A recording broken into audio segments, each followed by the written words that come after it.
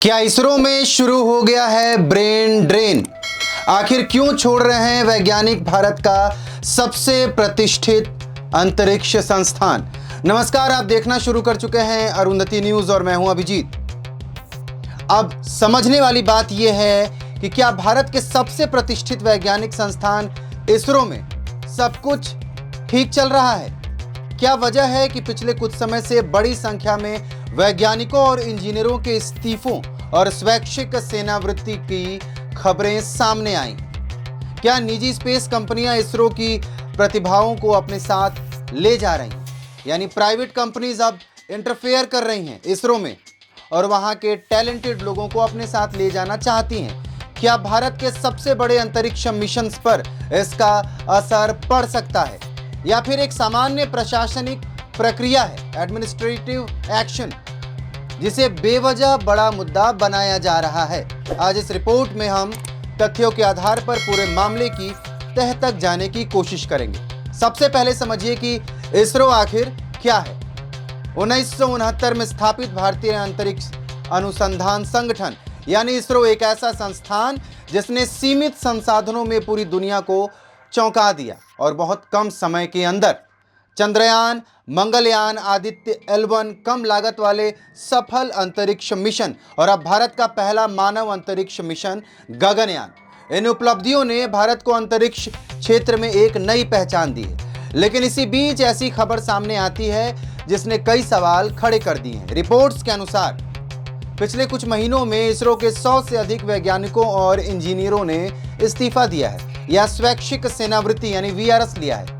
इसके बाद department of space ने महत्वपूर्ण परियोजनाओं से जुड़े वैज्ञानिकों के इस्तीफे स्वीकार करने की प्रक्रिया को और सख्त कर दिया है। यहीं से पूरे देश में बहस शुरू हो गई। लेकिन सबसे बड़ा सवाल है कि आखिर इस्तीफे क्यों? क्या इसकी वजह वेतन है? क्या काम का दबाव है? क्या प्राइवेट कंपनीज का आकर्षण है या फिर कोई और कारण जिस पर हम बात नहीं कर सकते? आइए एक एक करके समझते हैं। सबसे पहला कारण बताया जा रहा है निजी स्पेस सेक्टर का तेजी से विस्तार। 2020 के बाद भारत सरकार ने निजी कंपनियों के लिए अंतरिक्ष क्षेत्र के दरवाजे खोले। इन स्पेस की स्थापना हुई,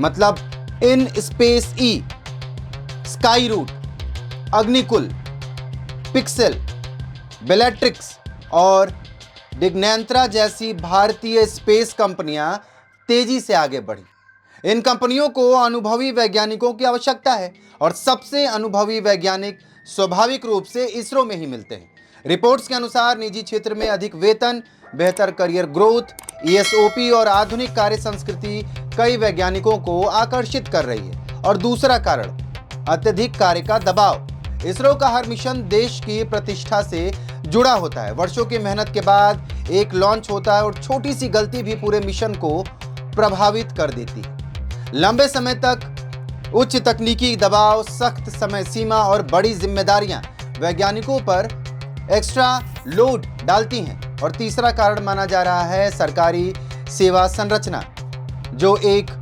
गवर्नमेंट सर्विस की जो एक स्ट्रक्चर उसका है, उसको भी रीजन माना जा रहा है।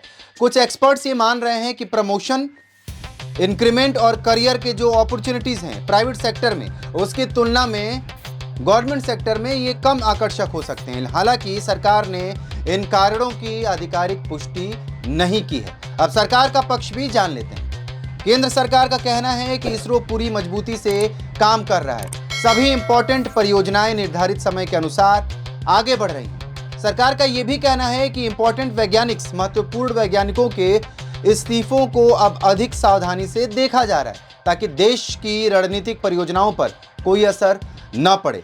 अब सवाल उठता है कि क्या वास्तव में इसरो किसी संकट में है? उपलब्ध तथ्यों के आधार पर इसका उत्तर है शायद अब तक नहीं, क्योंकि एक तरफ इस्तीफों की खबरें हैं तो दूसरी तरफ इसरो लगातार नए मिशंस पर तेजी से काम कर रहा है। आइए इन मिशंस पर भी एक नजर डालते हैं। सबसे पहले गगनयान मिशन, भारत का पहला मानव अंतरिक्ष मिशन।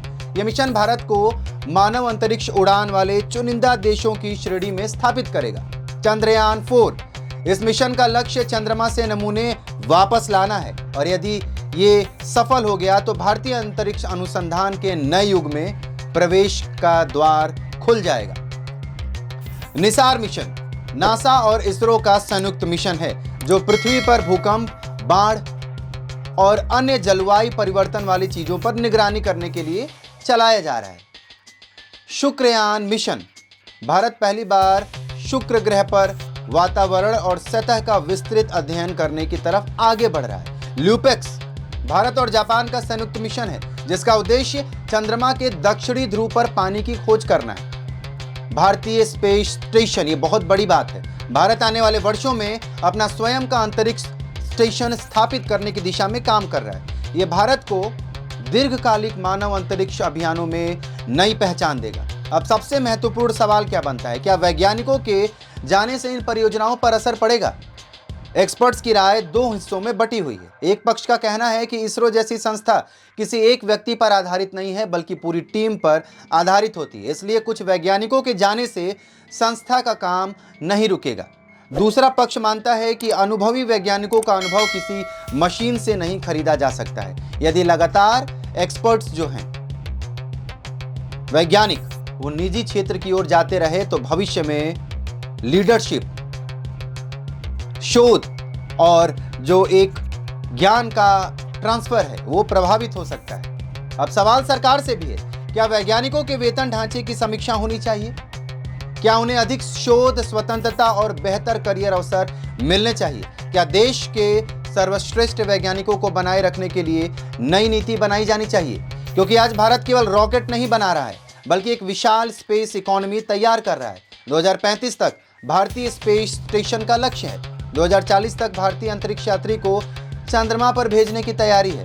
नई पीढ़ी के launch vehicles, reusable rockets, space startups, satellite internet और रक्षा के क्षेत्र में अंतरिक्ष की टेक्नोलॉजी, इन सभी महत्वाकांक्षी परियोजनाओं के बीच हर अनुभवी वैज्ञानिक देश की रणनीतिक संपत्ति है। लेकिन यहाँ एक बात स्पष्ट करना भी उतना ही आवश्यक है। आज तक उपलब्ध किसी भी आधिकारिक बयान में, आज तक के जो भी आधिकारिक बयान अभी तक उपलब्ध हैं उसमें यह नहीं कहा गया है कि इसरो किसी संकट में है या वैज्ञानिक किसी एक विशेष कारण से सामूहिक रूप से संस्थान छोड़ रहे हैं। इसलिए इस विषय पर तथ्य और अटकलों के बीच अंतर करना बेहद जरूरी है।